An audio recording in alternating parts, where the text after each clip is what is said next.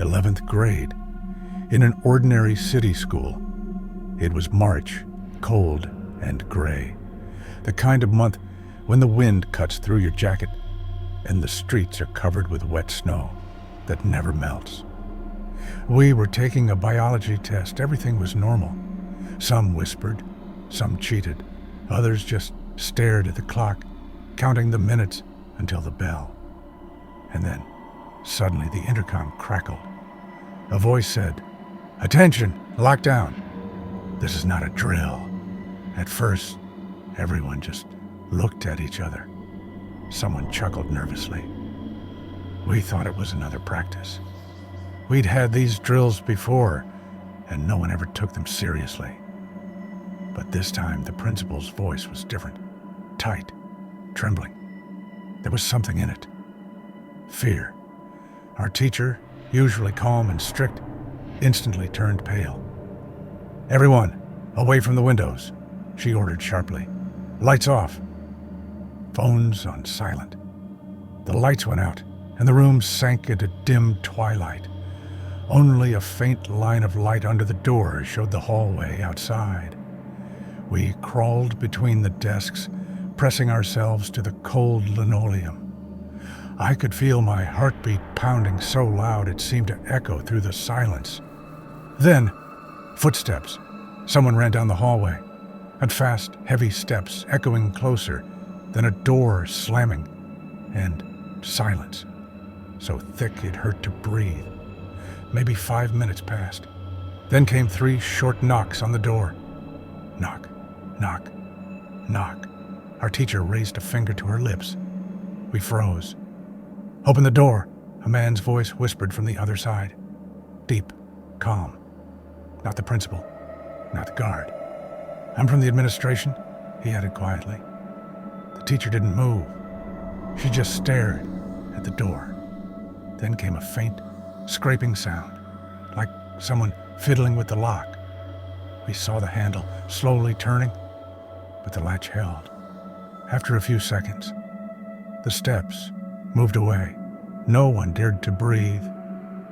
Somewhere below, a scream broke the silence, sharp and terrified. Then another. One of the girls started to cry silently, pressing her face into her knees. The teacher checked her phone, but her hand was shaking. "No signal," she whispered. "Network's down."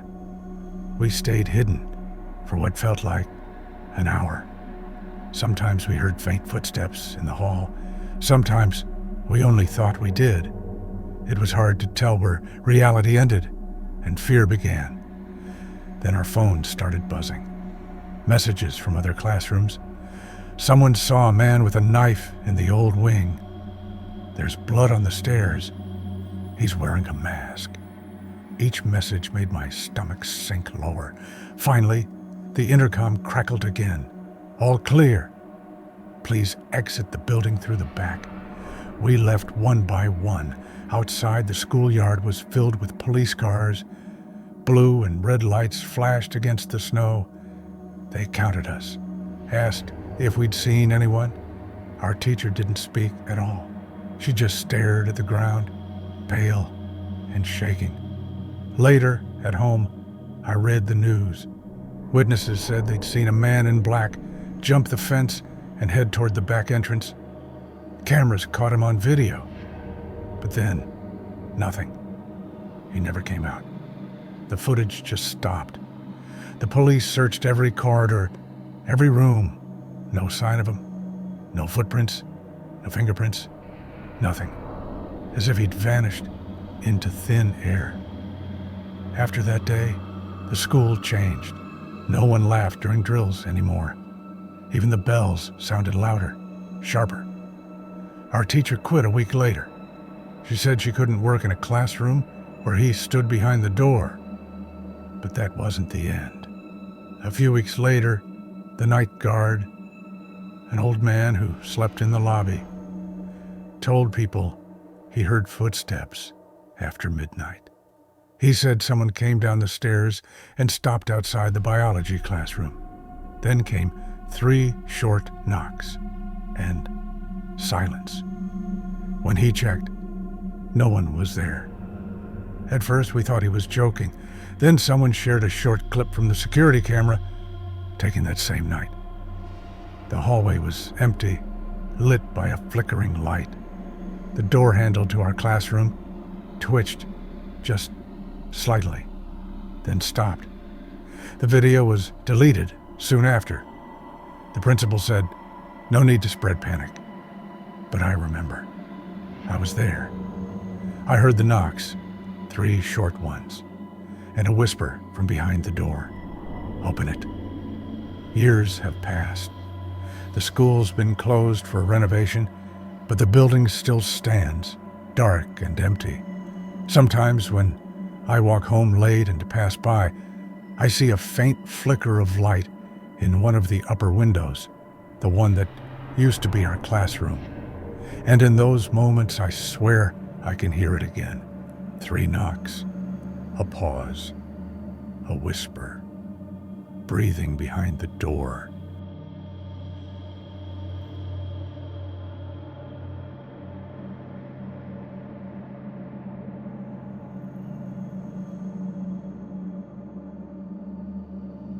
I used to work as a history teacher in an old middle school on the edge of the city.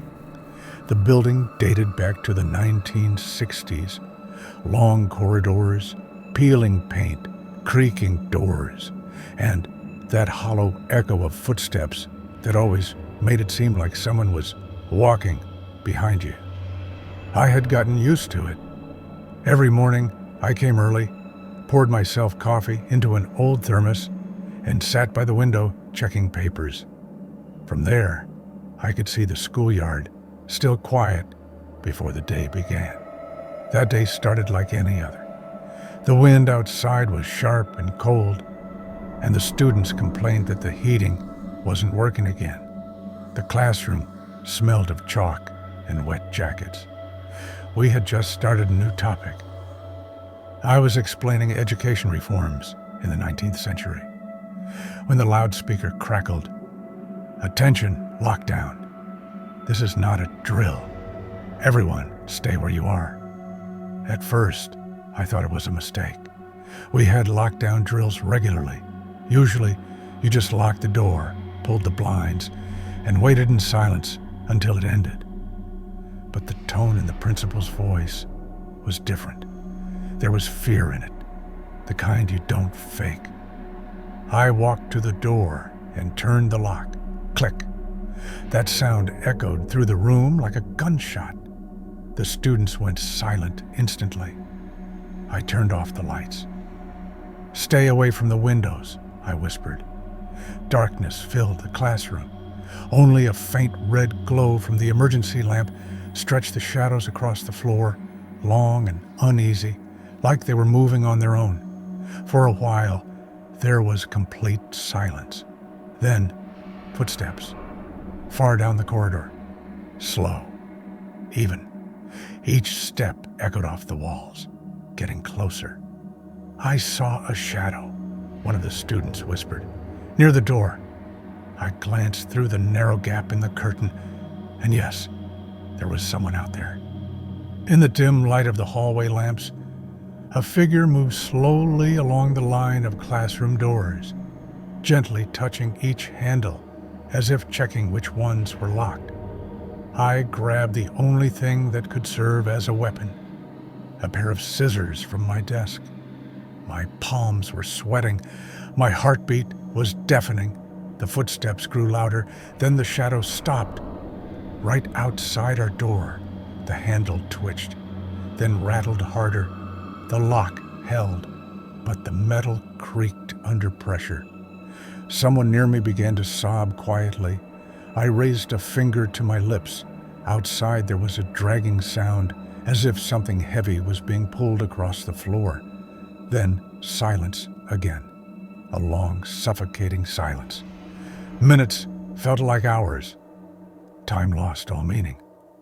We stayed frozen like that for nearly 40 minutes. Finally, the loudspeaker came back to life. "Lockdown lifted. You may leave your rooms." My hand was shaking as I turned the key. For a moment, the door wouldn't open. like someone was still holding it from the other side. Then it gave way. The hallway was empty, except a school jacket lay crumpled by the opposite wall, blue with a torn sleeve.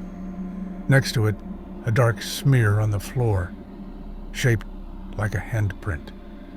The police arrived within minutes.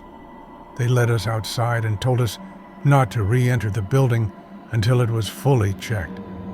One of the officers said that someone had seen a man wandering around the school grounds, carrying several backpacks. He was gone before they arrived. The security cameras showed him entering through the back door, but the footage never showed him leaving. It just stopped. The school was closed for a week. When we returned, everything had changed. New locks, new cameras, motion sensors. But the door to my classroom would never close properly again. The lock jammed, as if someone had once pulled it too hard from the other side. I tried not to think about it.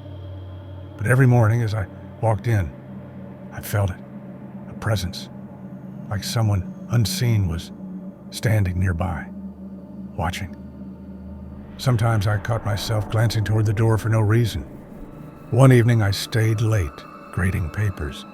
It was dark outside, the halls were empty. Then 3 knocks, short, deliberate. I froze. "Who's there?" I called. No answer. The door handle trembled slightly.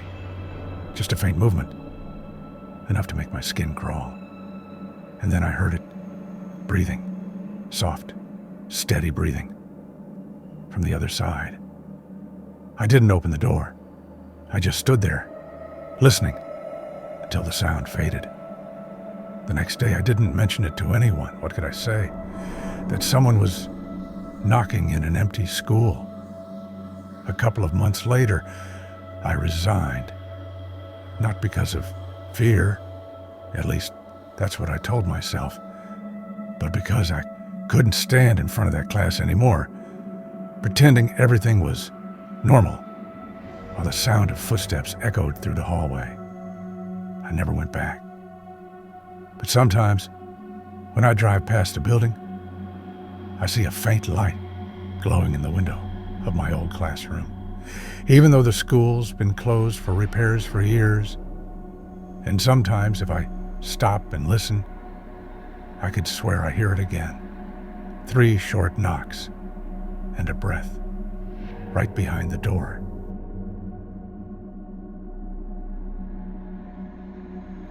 I was in the 10th grade back then. It was one of those dull, rainy afternoons when everything feels half asleep. The sky outside the cafeteria windows was a pale gray, and the sound of raindrops tapping against the glass blended with a low hum of students talking and trays clattering. My friends and I were sitting at the back table, eating cheap pizza from the vending machine and arguing about who would fail the next algebra test. There was nothing unusual about that day. Nothing at all, until the loudspeaker crackled. "Attention, lockdown! This is not a drill." At first, nobody reacted. Someone laughed. A few others groaned. We'd had plenty of lockdown drills before. Usually, it meant that teachers would shut the doors, tell us to stay quiet, and 10 minutes later, we'd be back to normal. But this time, the voice didn't sound like the calm, rehearsed tone we were used to.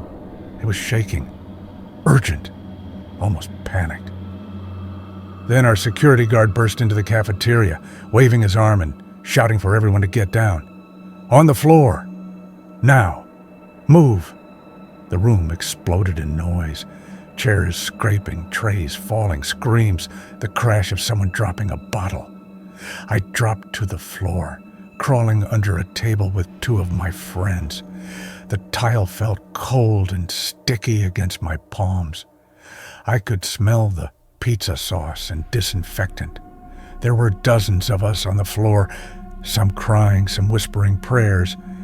A guy near me tried to call his mom, but his phone slipped from his hand and hit the tile with a loud clatter. That sound, small as it was, echoed like a gunshot. And then we heard one, a sharp crack, distant but unmistakable. At first I thought something had fallen, a tray, maybe a chair. But then came the second, louder, and the silence that followed was heavier than the sound itself. Someone whispered, "That was a gun." Someone else started sobbing. The gym teacher, who happened to be near the entrance, crawled to the door. "Everyone back!" "Away from the glass," he hissed. We all slid further under the tables. The cafeteria doors were made of glass, cloudy, old glass that blurred everything on the other side.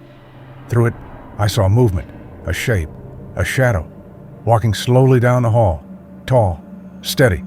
Another sound, a heavy, echoing bang. This time, the glass cracked. A spider web of lines spread across the door's surface. People started shaking, whispering, some covering their heads. The gym teacher pressed himself flat to the floor and glanced toward the door. I watched his face, pale, eyes wide, sweat running down his temple. He turned to us and mouthed the words. "He's right outside." Time stopped. Nobody breathed. The rain outside kept tapping against the windows, rhythmic, relentless, almost mocking. Somewhere, a fluorescent light buzzed faintly, the only sound breaking the silence. Then, slowly, the shadow moved away. We didn't move. Not for minutes. Not for what felt like an hour. Eventually, the radio on the teacher's belt crackled to life. A voice whispered something, too quiet to make out. Then louder, "All clear. Repeat, all clear." No one believed it. The teacher didn't move. He waited, listening, before finally crawling toward the door. Only when a police officer's voice called from outside, "It's safe. Come out."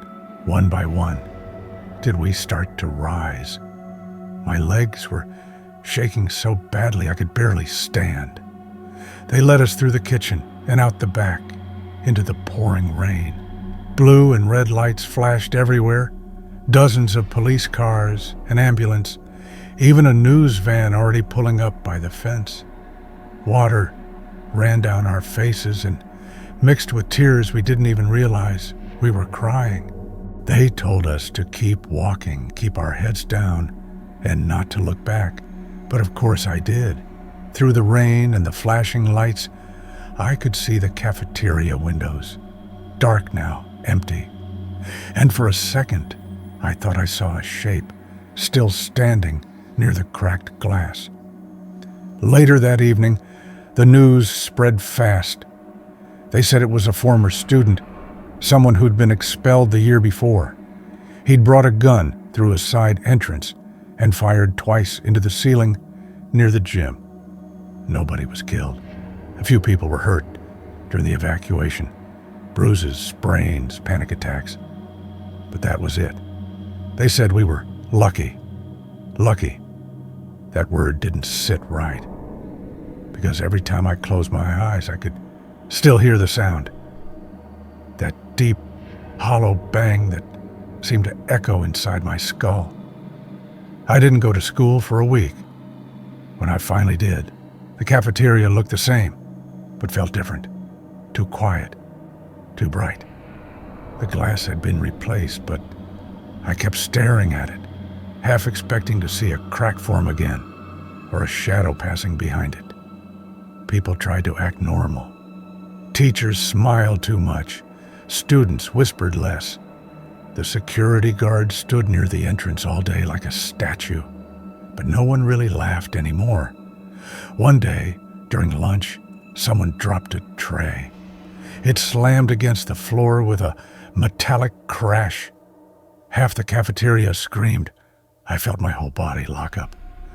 My hands shook for minutes afterward. Weeks passed. The news moved on. The police gave a statement. Case closed. But I couldn't shake it. Sometimes when I was home alone, I'd think about that moment. About the silence after the shot, about the blurred glass, about that tall figure walking past. And I started to wonder, what if he never actually left the building? What if what we saw wasn't him at all, but something else? Once, months later, I returned to school late in the evening for a club meeting. The halls were empty. The lights hummed softly. I passed by the cafeteria door, and just for a moment I thought I saw something reflected in the glass.